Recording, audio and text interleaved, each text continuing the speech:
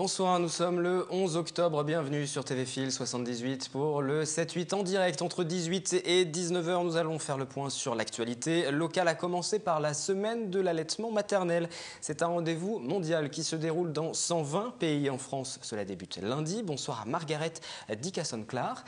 Vous êtes consultante en lactation, vous résidez à Noisy-le-Roi. Elle doit servir à quoi cette semaine de l'allaitement ?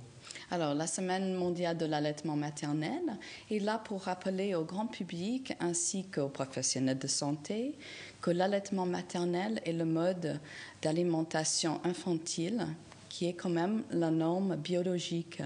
Alors vous allez nous expliquer pourquoi cette semaine est si importante et puis vous allez nous dire aussi en quoi cela consiste, ce rôle de consultante en lactation. Ce sera dans un instant.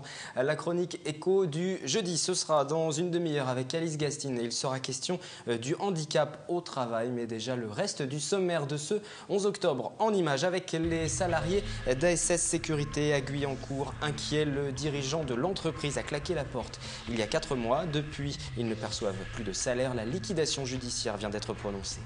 Il a 22 ans, il est ignimontain et Benjamin Dupays a créé une petite entreprise plutôt originale, un distributeur de chewing-gum qui ne fonctionne qu'avec des pièces d'1, 2 ou 5 centimes. Autrement dit, cela permet de se débarrasser de ces fameuses pièces rouges.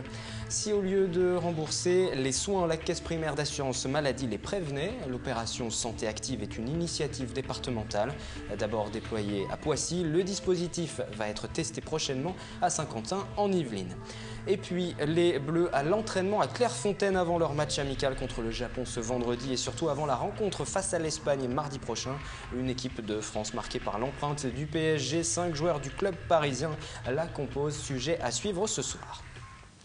La phrase du jour, elle est signée Jean-François Copé. En course pour la présidence de l'UMP, le secrétaire général du parti de l'opposition était en meeting jeudi dans les Yvelines à Mantes-la-Jolie devant près de 600 personnes. Il a déclaré « Comme je le fais dans toutes les fédérations, je vous lance un appel à la résistance ». Était présent notamment Jean-Marie Tétard, député de la 9e circonscription, Jean-Frédéric Poisson, député de la 10e circonscription. Des élus qui ont donc choisi de ne pas se rallier à la position des 2 poids lourds du département, David Douillet et Valérie Pécresse, les anciens ministres qui, eux, sont engagés du côté de François Fillon. L'élection pour la présidence de l'UMP aura lieu les 18 et 25 novembre pour quelques 260 000 militants en France. Dans un instant, nous parlons de la semaine de l'allaitement maternel. Auparavant, le point sur cette situation des salariés d'ASS Sécurité à Guyancourt. Le dirigeant de l'entreprise, je vous le disais, a claqué la porte il y a 4 mois. Depuis, ils ne perçoivent plus de salaire. La liquidation judiciaire a été prononcée. Catherine Zulato et Anthony Reich. Au téléphone, Bacamara commente la décision du tribunal de commerce de Versailles. Ce représentant du personnel de l'entreprise ASS Sécurité implantée à Guyancourt vient d'apprendre la liquidation judiciaire. Depuis 4 mois, date du départ du gérant de l'entreprise pour le Maroc, les 13 salariés ne perçoivent plus rien. Tout le monde est actuellement sans salaire, sans travail, jusqu'à la décision finale qui sera donnée par le cabinet Samson et le juge et la juge commissaire pour la reprise du personnel. Une prochaine audience devrait avoir lieu le 18 octobre devant le juge commissaire pour étudier les propositions de plusieurs candidats repreneurs. Un autre volet juridique est en cours, celui du 19 octobre. Les salariés défendront cette fois leur dossier devant le tribunal des prud'hommes. Car autre complication dans le dossier, des salariés n'auraient pas été déclarés. Ceux qui sont dans la légalité seront bien garantis pour leur arriéré de salaire et leur solde de tout compte, assure de son côté le liquidateur judiciaire. À plusieurs reprises, nous avons tenté de joindre la direction, sans succès.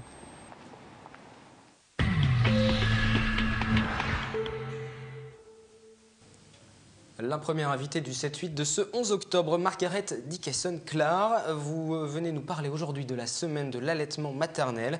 Mais déjà, c'est quoi votre profession? Consultante en lactation. Oui, ça signifie quoi? Oui, alors consultante en lactation consiste en l'accompagnement des mamans avec leur projet d'allaitement, que ce soit pour quelques semaines, quelques mois, voire quelques années. C'est une association, vous êtes regroupé au sein d'une association? Oui, l'Association française de consultantes en lactation. Il y a à peu près 580 consultantes en lactation en France actuellement. Moi-même, j'exerce en libéral. Donc, je me déplace, je fais des visites à domicile des mamans pour les aider, pour les accompagner, pour les informer sur l'allaitement, pour les aider à résoudre des problèmes s'ils en ont. Donc ça s'adresse aux mères qui veulent des renseignements, ça s'adresse aux professionnels aussi. Ça s'adresse aux professionnels de santé également. Je fais des formations sur différents sujets qui touchent à la lactation.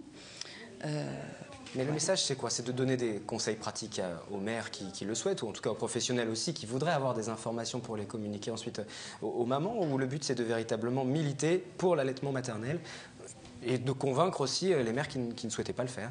Je dirais militer, peut-être pas, mais soutenir et accompagner, c'est les mots que j'utiliserais pour expliquer mon rôle.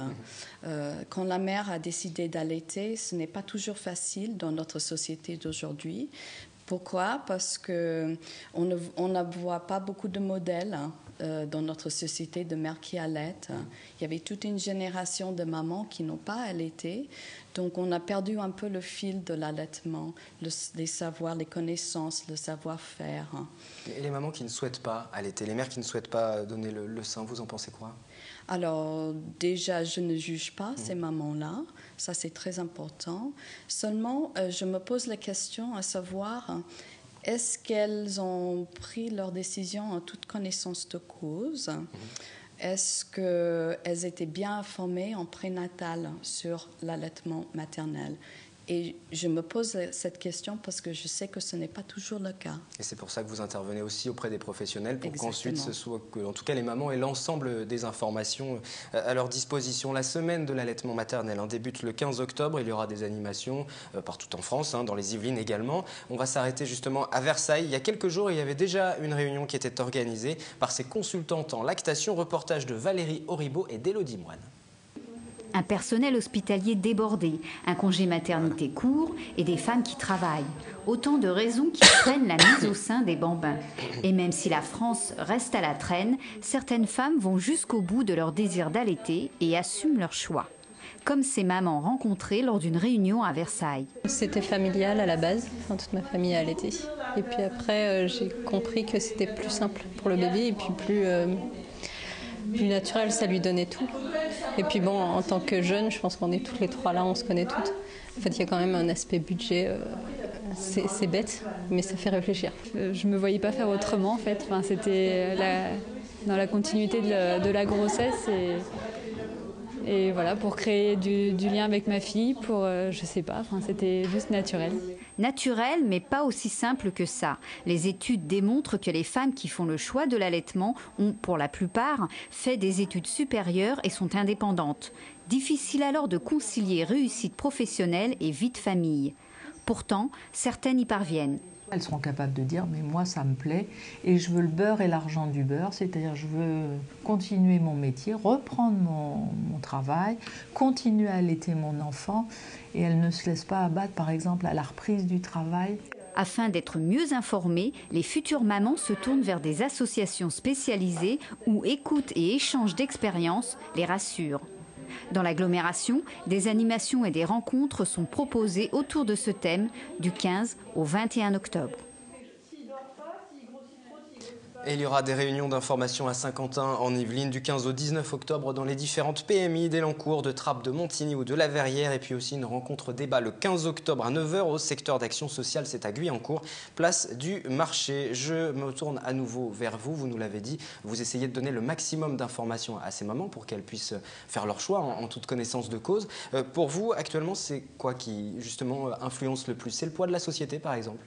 Moi, je dirais que c'est le poids de la société. Quand on me pose la question sur quels sont les problèmes que rencontrent les mamans qui allaitent, moi, je dirais que le plus grand problème, c'est un manque de soutien de son entourage quand on allaite. Et donc, on espère. Il y a certains arguments aussi parfois pour expliquer le fait que les mères ne souhaitent pas donner le sein, c'est pour laisser la place au père aussi. Est-ce que, par exemple, ça isole pas le père? C'était une très bonne question. Je ne pense pas. Le père a tout son rôle à jouer. Souvent, on dit que le père est l'acteur de l'ombre sans qui l'allaitement maternel ne fonctionnerait pas. Les études nous montrent que les mamans, si elles continuent à allaiter, c'est souvent grâce au soutien du papa. Donc il peut avoir allaitement maternel sans pour autant que cela mette à l'écart le père. Exactement. Ça ne met pas à l'écart. Quel est le principal argument que vous mettez en avant pour défendre justement l'allaitement maternel ? C'est l'argument biologique, le fait que ça donne aussi toutes les immunités possibles à l'enfant, ce sont les arguments. Il y a plein d'arguments autour de l'allaitement maternel. Il y a l'attachement aussi, l'attachement du bébé avec sa maman. Les études nous montrent que l'attachement est un phénomène primordial, aussi important que l'acte de se nourrir. On l'entendait tout à l'heure dans le reportage, la France est en retard sur l'allaitement maternel. C'est bien ça ? La France est en retard. La France est en retard. Il y a moins de mamans en France. Je ne pense pas plus que les autres pays industrialisés, tels les États-Unis, l'Angleterre. Globalement, les pays industrialisés sont en retard si on compare un petit peu les chiffres. Si on compare avec les pays en voie de développement. Mais bon, c'est le taux d'allaitement, l'initiation en France est en augmentation constante. On est à plus de 70%. Un taux d'initiation en France. Juste pour rebondir encore sur le reportage dont on voit quelques images, on a entendu une des mamans nous expliquer que c'était aussi pour le coût. Ça coûte moins cher d'allaiter son enfant aussi. Ça coûte beaucoup moins cher. Ça, c'est l'argument qui finit de convaincre. Voilà, c'est l'argument qui finit de convaincre. Alors justement, êtes-vous pour ou contre l'allaitement maternel ? Êtes-vous convaincu, notamment par les propos de notre invité ? Voici un micro-trottoir. Et je trouve que c'est mieux que c'est l'enfant qui donne la tétine à sa maman, plutôt que faire. Parce qu'on sait pas ce qu'on a en fait. C'est toutes les grandes sociétés qui ont des produits à vendre. On ne sait pas ce qu'il y a dedans. Le naturel, c'est mieux. Pour, parce que c'est quand même mieux pour l'enfant, quoi. C'est meilleur. Quand on peut le faire, c'est bien. A priori, je serais pour. Et bon, c'est sûr que ça fait bien démarrer le bébé, enfin je pense. En ce qui me concerne, j'en ai eu 3, je ne les ai pas allaités, mais bon, pour les autres mamans qui le souhaitent, moi je pense que ça peut être bien. Je suis pour les bébés, bien sûr, c'est mieux, je pense, mais il faut que la mère ne soit pas culpabilisée si elle ne souhaite pas allaiter. Je suis pour, parce que moi j'ai allaité mes 3 enfants, j'ai pu le faire, c'est beaucoup mieux. À l'époque, si je vous disais même, je tirais du lait et on venait l'acheter à la clinique où j'étais. J'ai pas de pour ou j'ai pas de contre, c'est en fonction de la maman. Voilà, et pourquoi ? Oui, ça peut lui apporter des immunités. Je pense que la meilleure, c'est l'allaitement maternel pour la relation mère-enfant et puis comme aliment. Parce que le lait évolue au cours de la croissance du bébé et puis c'est hyper commode. Pour, parce que c'est ce qu'il y a de mieux pour le bébé. Et puis c'est une relation complètement intime qu'on a avec notre enfant.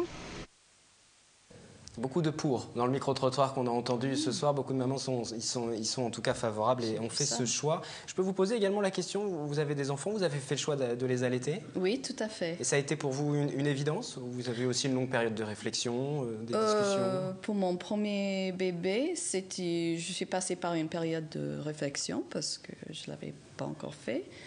Mais pour le deuxième, comme ça s'est bien passé pour le premier, c'était une évidence. Il y a aussi ça, quelquefois, quelques mamans pour qui ça ne se passe pas toujours bien sur le premier, donc au deuxième aussi elles évitent, donc effectivement il faut aussi voir au cas par cas. Exactement. Voilà, vous nous l'avez expliqué, vous ne militez pas, mais en tout cas vous accompagnez et vous donnez tout l'argumentaire nécessaire, toutes les informations nécessaires. Semaine de l'allaitement qui débute le 15, vous allez y participer, vous allez animer des rendez-vous ?